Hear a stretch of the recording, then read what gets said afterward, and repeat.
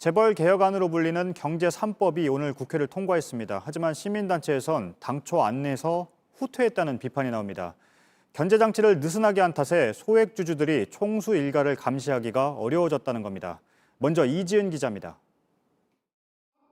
지난 2015년 5월 삼성물산과 제일모직 이사회에서 합병안이 상정됩니다.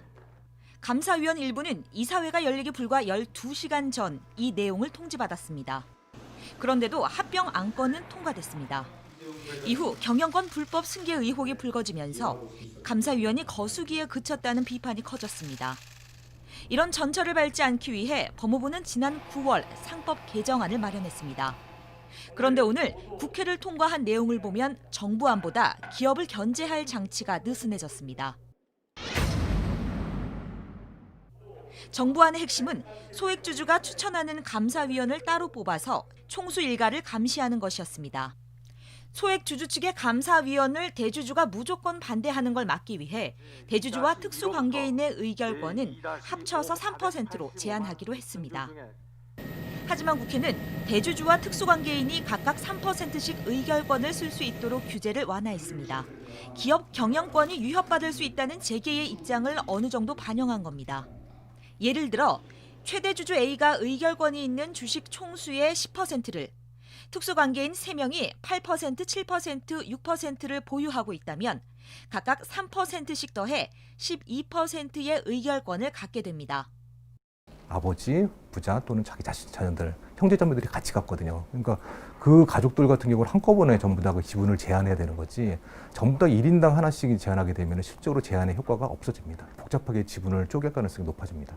굉장히 재계한테는 굉장히 좋은, 많이 후퇴한 법안으로 지금 통과가 된 거라고 평가됩니다.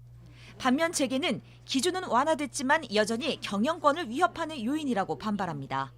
해외 투기 자본이 침투해서 우리 경영을 좀 위협할 가능성이 있습니다. 기밀이나 아니면 핵심 전략 같은 거를 탐지할 수도 있고요. 또한 이사회 진행을 방해해서 여러 가지 문제를 일으킬 가능성이 있습니다.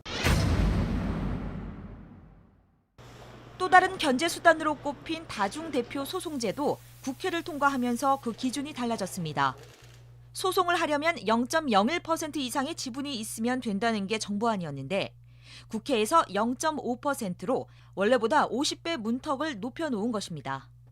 삼성과 LG, 현대차 등 대기업 경영진의 잘못으로 주주들이 피해를 입었을 때 손해배상 소송을 하려면 적게는 수백억에서 많게는 수천억 원어치의 지분이 있어야 합니다. 현 정부의 국정과제였던 공정거래위원회의 전속 고발권 폐지안도 국회에서 없던 일이 됐습니다. 소비자에게 직접 검찰의 기업을 고발할 권리를 주겠다는 취지였지만 여당에서 검찰 권한이 커지는 걸 우려하는 목소리가 커지자 전속 고발권을 그대로 둔 것으로 보입니다. JTBC 이지은입니다.